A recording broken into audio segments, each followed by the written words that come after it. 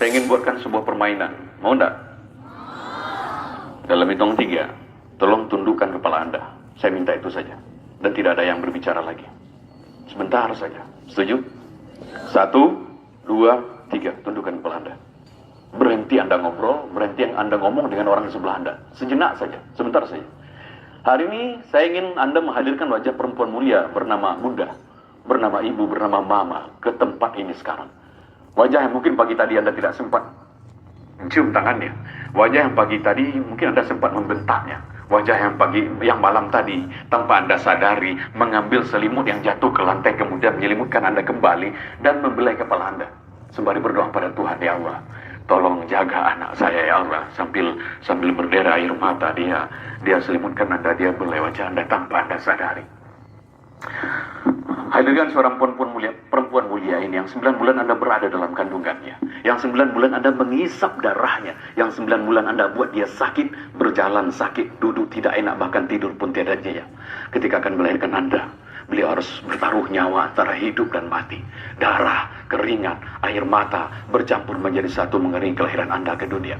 Ketika Anda lahir dengan selamat, satu persatu jari jemari Anda dielus, dibelai ibu, dibelai mama, dibelai bunda. Sembari terus berdoa pada Tuhan, ya Allah, panjangkan umur anak hamba ya Allah.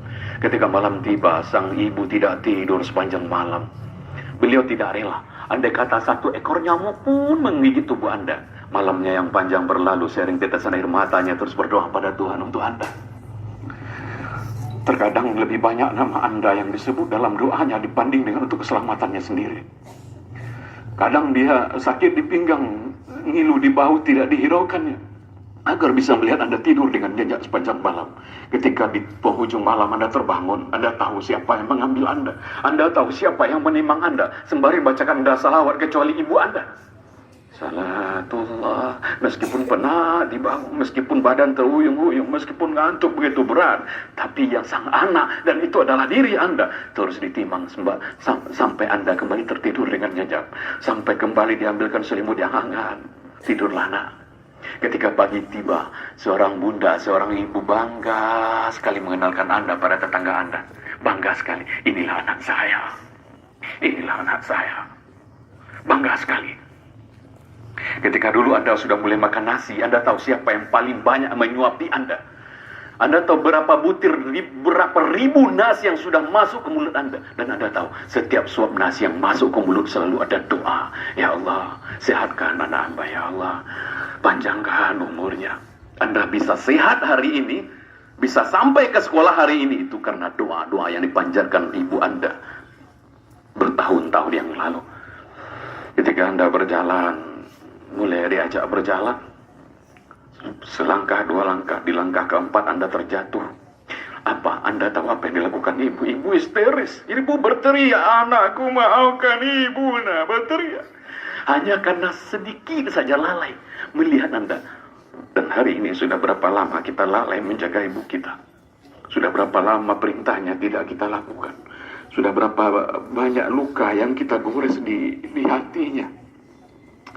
Kemudian ketika masuk usia sekolah, mudah-mudahan Anda masih bisa mengingat itu. Mudah-mudahan masih segar dalam ingatan Anda. Ketika dulu akan masuk SD, akan masuk sekolah, seorang pria bernama ayah, bernama papa, bernama bapak, atau apapun panggilan kesayangan Anda pada pria hebat itu, harus banting tulang siang dan malam, pergi pagi pulang malam. Terkadang dalam mencari nafkah buat Anda, dia rela dihardik orang, dibentak orang. Terkadang agar Anda punya sepatu yang bagus seperti anak orang lain, punya seragam seperti anak orang lain, dia rela berhutang pada orang lain. Dia rela malu pada orang lain. Untuk apa? Agar anaknya yang didoakan siang dan malam bisa menjadi orang hidupnya, bisa menjadi sukses dalam hidupnya. Dan hari ini sudah berapa kali Anda melawan pada pria hebat itu? Sudah berapa kali Anda tidak melaksanakan perintahnya? Sudah berapa kali? Astagfirullahaladzim. Perbanyak istighfar anak-anak semuanya. Kita banyak dosa pada orang-orang hebat itu.